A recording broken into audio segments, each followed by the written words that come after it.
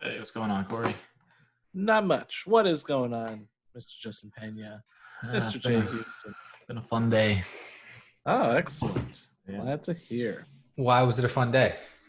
What's been going on? I think I'm finally getting my morning ritual. Oh, Like, that is a great feeling. Tell me all about it. I know how It's a full level up. the only thing is, so right now it takes me about 2 to 3 hours to get through it all. Okay. I like to That's work. it. Damn, Yes. you got like, what are you doing with the other 2 hours? You got, damn. So now I just gotta start waking up earlier so I can get it done. No, walk me. No vagueness. I want breakdown of what you do because my shit is getting broken down. I want to hear exactly what you're doing. Yeah. All right, the alarm goes off. At Where what is time? this What alarm? time is What your alarm time? going off? Where is it at? Where I want to know everything. So today actually I didn't use an alarm. I went all natural. So full Bezos. Whoa! What time did you go to bed? But yeah, that's the thing. I gotta get the night routine down because I didn't go to bed till Your mooning routine starts the night till before. 2 a.m. So I need to get a night routine down so that I can start my morning routine earlier. Wait, what time did you go to bed? About 2 2 a.m. What time did you get What up? were you doing? I got up at 9 a.m. 8:57. Okay. Yeah. Okay. So 8:57 is when I, opened up to the world, and then I just immediately grabbed a book.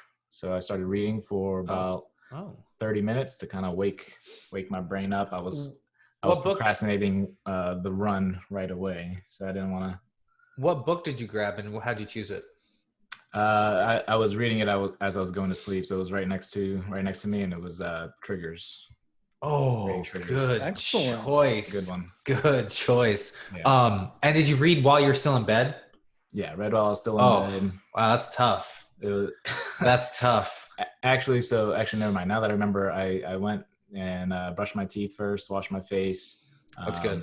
And then sat down and started reading on the bed and for about 30 minutes, and then got up, made the bed, and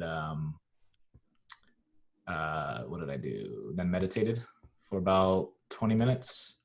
Then I went downstairs, made some coffee.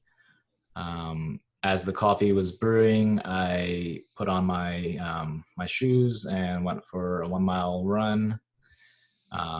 Came back, coffee was ready. Started drinking a cup of coffee. Then continued my morning workout with some weights, and I used an app called 7 Minute Workout. Then after that, I vacuumed my room, so just did a little cleaning, got in the right headspace, and then took a shower, shaved, and then I read my sort of manifesto. 10 years. Your affirmations? Yeah, kind of like, so I have it broken down to, in 10 years, what are my health goals? Dude, you better send me a goddamn picture of that. I need to see that thing. I want to see it. And then I used, remember John Assaraf on Tom Bilyeu's show, and he talked about like how every morning he would just like read it and like put his finger across it. So that's kind of what I've been doing these past few days, is like cool, actually touching the paper. Then after I read, the health chunk, I'll just close my eyes and like visualize everything that I just read and how it would, feel to actually achieve that. Yeah. And then right after that, I get into my journal and what I want to do for the day. And when you journal, what does your journaling look like? It starts with gratitude. So do you have like a checklist or both? Some people mix it up. I've been mixing it up. So this is a new style. This is the first time I've done it this way. Oh, that looks super organized. I like that. Gratitude up here. Then my top 3 priorities for the day. These are like my rituals. So meditation, exercise, the 10-year visualization, and then, going on a walk or doing some yoga today. Got the wins, and then some additional tactics to kind of help me get the 3 priorities done. What's that little box with the circles in it? Looks like it had like little X's in it. Oh, yeah, that's just water. Nice. Oh, okay, great. Drink 8 glasses of water a day. And how do you feel that's like affected your mood so far today? I feel like I'm Yeah. just so much more efficient when I get into the work. Like, got so much done so quickly, and feel like on calls, I just feel more present and alert, and like thinking of the right questions to ask and responses to everything. Dude, I just watched, I tried to like breeze through our first 8 podcasts, and I could see the ones where I got up and had an amazing morning, and then we get to like podcast 6 and I'm like, oh my God, who is that retard? Like, what is this? Like, I'm not making any sense. I'm saying retarded things. And I was like, oh yeah, I did. That's like when I literally just let my impulses take me over for like 4 days, and I was just like out of it. And I just, it's so hard for me to grasp just the difference between like my cognitive ability, my focus, just from my morning routine, that I'm like, it's scary for me to think of, to not do it now, Yeah. Like, and these videos have helped me see that so clearly now that it's like, oh my God, I was completely unaware of it before. Have I been acting like that my whole life? Oh my God. Holy crap. Yeah. Man. So now it's just, for me, it's like now that I noticed that Fine-tuning change, I need to like, that's it. obviously want to do it every day, but want to make sure I'm doing it earlier. Cause like, I didn't technically start working until noon today. That was my first call. And it just, my whole morning routine was all the way up until like 11:58 is when I finished. Wow. Okay. Why were you up till 2 a.m. last night? What were you doing? I was talking on the phone and reading, and it was you got it. the environment, man. No, for control sure. the environment. So I gotta figure out the nightly routine. I have some sort of rules, like no friends. Even my girlfriend like can't talk after 10 p.m. or something. Yeah. Just cut it off. The women, man, they'll get you. Just tell her you're putting your phone in the cell phone jail thing, and you can text, you can call, but I can't physically access that. Can't talk to you. Sorry about that. Sick. Are you? I feel like what it's really doing for me is just it's changing how I look at the world. Like, that's all this stuff, like the affirmations, the journaling, the reading, it's like slowly it's slow, right? But it's definitely a change. And now, like, when I'm interacting with people, I kind of like see it from a different perspective almost. And I feel like if I keep going over a certain amount of time, I'm just going to be completely different because my beliefs will be completely different. It really feels like I woke up today and I did all this stuff and I realized I was like, oh my God, I can do anything. Like, that's literally how I felt. I was like, I am the architect of my goddamn fucking life. All I gotta do is put it on the schedule and do it. It's easy. Yeah. It's so easy. It's not, it's simple. It's not easy. Yeah, definitely how you should look at it. I read that recently. I feel like it's simple, but it's not easy. Yep. I like it. How did you watch the last podcast? Of course. Not all of it, but yeah, I got about 20 minutes through. And like, what'd you think? Great.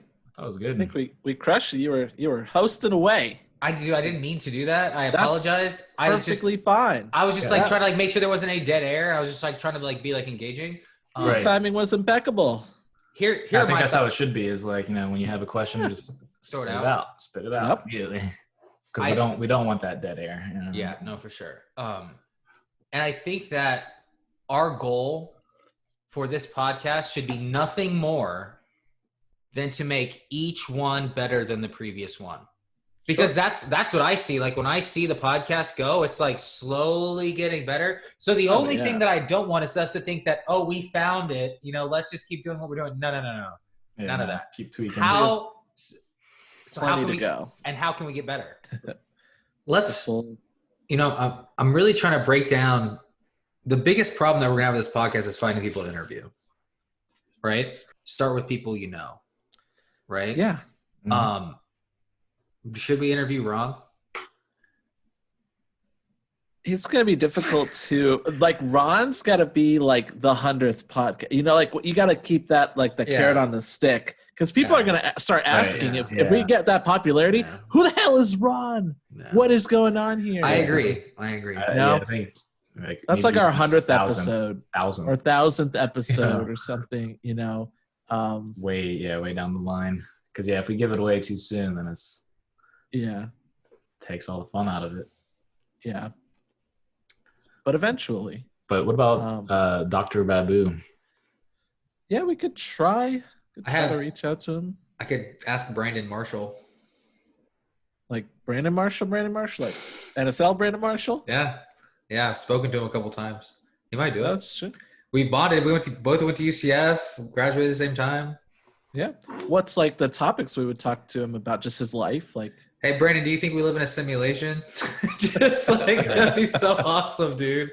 Come on, just drop. That'd be so sick. Yeah. See the candid response. Oh man. I'll ask him. I'll put him on the list. Yeah. I mean, I'm just trying to think of every famous person I have in my phone. You know. I can ask Mark Cuban.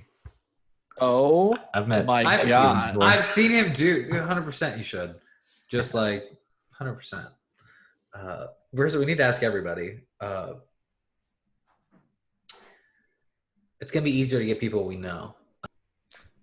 How do you feel about like people are just like your good friends, like in your very small circle, but who are like, you know, maybe just in a completely different profession.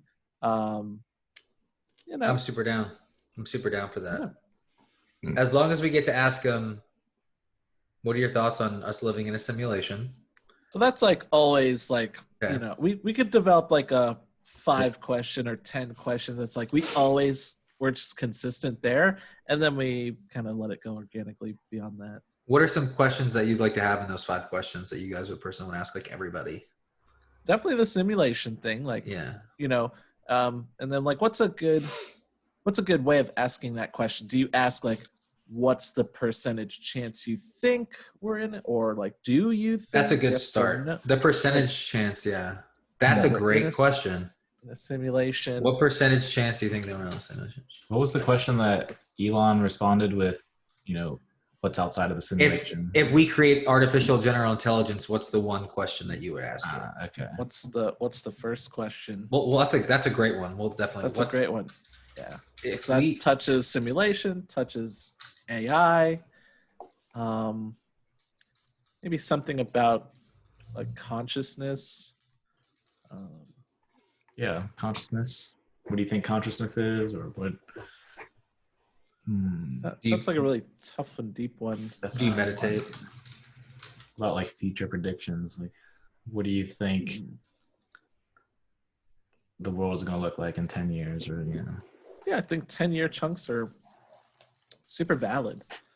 You could either do that, like it could keep it pretty general, like what do you think it will look like in 10 years, or you could try to have them narrow it down to like what's the most profound change you see happening within the next 10 years, something like that.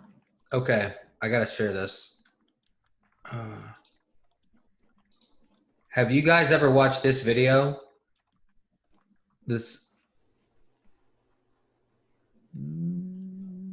A little bit. You've made me watch this video a little Justin, bit. Get your mind fucking blown. Nick Bostrom, Ray Kurzweil, Hassan Habibi, whatever from Google's Deep Mind. Chalmers? Look, it's Sam Harris and Elon Musk is on the way left. It's all like to the greatest minds in the world right now, dude. And they ask them basically all these questions, yes or no only, and they're like, is some form of superintelligence possible? I can't hear. They're just saying yes. They all say yes.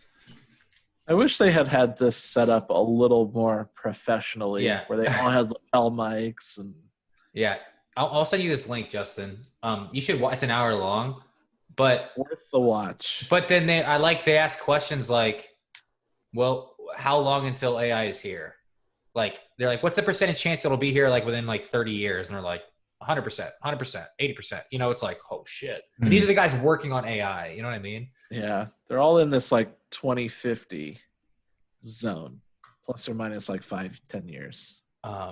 Yeah, so we're gonna be a lot. We'll be right in time for us to get uploaded as we die, basically. What are you talking about? It's 30 years. What are you talking? It'll be 65. Well, you know, but then they have to have the upload. Yeah, but then like probably by the time we're 65, the life expectancy will be like 120 or 150. Oh, I went camping and somebody gave me that. Oh, it was fun. It was nice. It was chill. Woke up around with nature, with some nature bathing. Where'd you go camping? That means we did Jenny Springs with like 8 friends. So Nice. I brought up simulation theory late at night, and we all started getting into it. And somebody finally brought up a great argument to me on the other side of simulation theory. They didn't really counter it, but they brought up a great point. Okay. And the point was that throughout the history of mankind, we've always taken what is relevant to us at the time and applied it to our existence, right? And to try to explain our existence with what we knew, with what we had, right? Mm-hmm. And I was like, that's a great point, right? Witches back in the day were like with their cauldrons and, now it's AI and like all this stuff. I was like, damn. I was like, mythology and astrology. Yep, exactly. And I was like, you know what? That's a great point.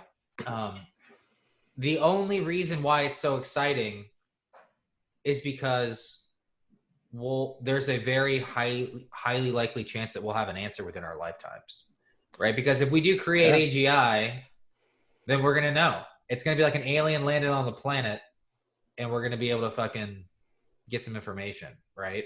That was a great point. They were like, we'll never know. And I was like, we might know. Worst case scenario, and the thing in our child's lifetime. And it is the only time, it is the only existential explanation where we might know. And that is why it's so exciting, right? We live in an incredible time right now. It's a great time to be alive. It's almost like it's time to be alive. Too much of a coincidence, right? It's almost like it's too good to be true. It's almost like it's programmed for this time. It's weird. Right. Could it be a coincidence? A synchronicity? Yeah. Who knows? Yeah. Who knows? By the way, did you watch the end of the podcast where it like cuts and talks about you guys with the bubbly? Yes. That was great. I was like, so good. Oh, it's so good. That's like the best part. Yeah. Yeah, that was good. Yeah, that's interesting. That's an interesting point that we're trying to just take what we know. Like, we have the internet. Like, what if our parents had the internet? Like, how would they try to be explaining certain things, in the 100 years we'll have chemical travel of some sort, and then like that's the explanation for our, what I mean? There's gonna be, but it was a great argument. I haven't heard anyone say that before, and I was like, oh damn. Yeah, I think it's a valid point. Yeah, I was like, okay, it makes sense. You take what you got, try to new religion. Try to explain. Yeah. So, well, it's the latest religion, so suck my dick. I think it's valid though. It is very valid. Yeah, the only thing that even I had to counter it was, well, we're gonna know. AGI is tied into simulation theory, and if we do create it, which all the experts in that panel think that we are going to create it in our lifetimes. For sure, we'll be able to ask it some questions. So I'm just happy they'll be able to find out either way. That's what I'm happy about. You know what I mean? Yeah. You can hold on to any other religion you want and just never know. I'd like to think that I'll know if I'm wrong when I'm dying.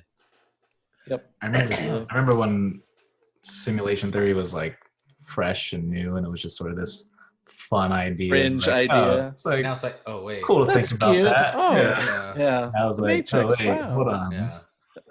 This is this. Yeah, a few more roots. Yeah, we talked about it a few times. I remember just planting the seed with everyone that I knew, and just everyone just like literally making fun of me. Like making fun of me. And I was just like, why are you making fun of me? It makes so much sense. I don't understand. And now all those people that made fun of me, they're all like, oh yeah, sim theory. It's like no big deal to them. I'm like, crazy stuff. I was watching a video about DeepMind, the DeepMind team tackling StarCraft. Yeah. Incredible. They're agents, like they run these bots for a couple weeks, and it's as though the person has been playing for StarCraft for 200 years. And it's just like, they're doing some shit you've never seen in your entire life, and it's just stomping the best players in the world. Like, not close. Like, annihilating them. And every time it's like, we've never seen that. It's like, wow. Yeah, they have it for like almost, like you can do it for anything now, like the chess player program, or like the Go, or That's the thing. That's why they explain like why they chose StarCraft. It's like chess, X number of moves, board, go, a lot more. But like when you go to StarCraft, it's unpredictable. There's like an infinite number of possible, actions that you can take. It's almost limitless in that sense. When you compare it to chess and Go, it's like it blows those out of the water. And the fact that they're able to do that and Dota. You've seen they've done poker as well, like taking World Series, poker stars who are, the best poker players in the world, and just still can't beat the AI. No, it'll be able to beat us in every single thing that a human can do without exception. Yeah.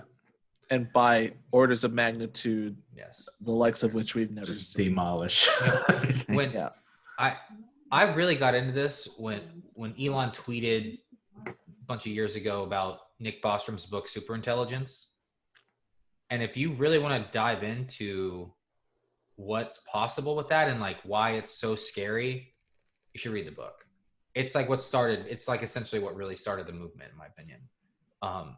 They brought up things that I never even like considered, like even if we brought AI to human level intelligence, like a stupid human, like with like low IQ, it still operates 1,000,000 times faster than our neurons, right? So it would still, like, one day is 1,000,000 days, an evolution for it to think. So it would still be like super, it'd be like a god, And then they brought up things like people think that AI is just like inside of a box and it won't be able to get out of the box, right? Even if you created a box and it just had and it just produced a result like a green or a red dot, like yes or no, right?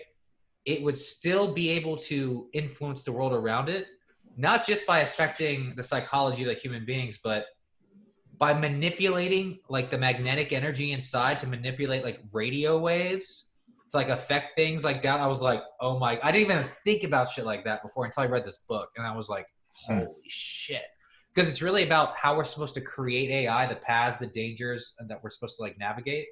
Blew my mind thinking about it. Stuff I never even considered before, Yeah, I remember when I bought the book a few years ago, for some reason I couldn't, it was making my head hurt. So I stopped reading it. Okay. Well, let me clarify something. There's probably about 20% of the book that's just like, and you can't even read it, right? Because it's just like Nick Bostrom's you need a like PhD. He's like an autistic guy that's just laying it out mathematically, but the other 80% is like golden, right? Yeah, I think I definitely got to give it a real second shot.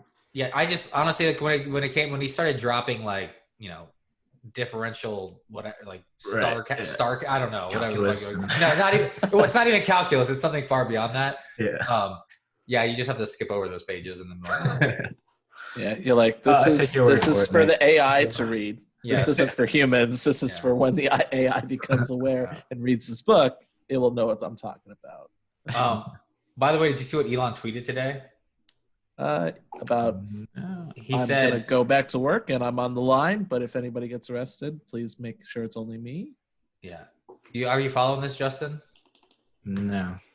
Tesla's restarting production today. Basically, every other car manufacturer is able to restart, but the local county unelected official was like, you're not allowed to start back up. And Elon said, suck my cock. I did see that. Yeah. And he's like, I'm going to be on the line today with my people and we're going to be suing you. So. Yeah, they already filed the lawsuit. And it makes sense. It's like they're the only car manufacturer in California. Like let them do their job. It's fine. I guess I'm sure I didn't understand the commotion about it as to like why they shouldn't be. It's just like it's because it's kind of like county to county or like different governing bodies of just small areas are like able to make the call. Rather than it being like the federal government says that if you're this, you can do this. It's like they're leaving it up to like these much smaller, things. And obviously that person's getting influenced somehow. Yeah. And even Trump tweeted, let Elon work. Like it was, I see that there. Yeah. It's crazy. That one's getting wild. I read something like 100 tweets like in one day, like the other day. Like 100 tweets in a day? Yes. That means you're on Twitter the whole day. What is he doing? What was he doing? My gosh. Yeah. It's getting wild. All right, All right, guys. Have a good one. All right. We'll catch you on Friday. Peace.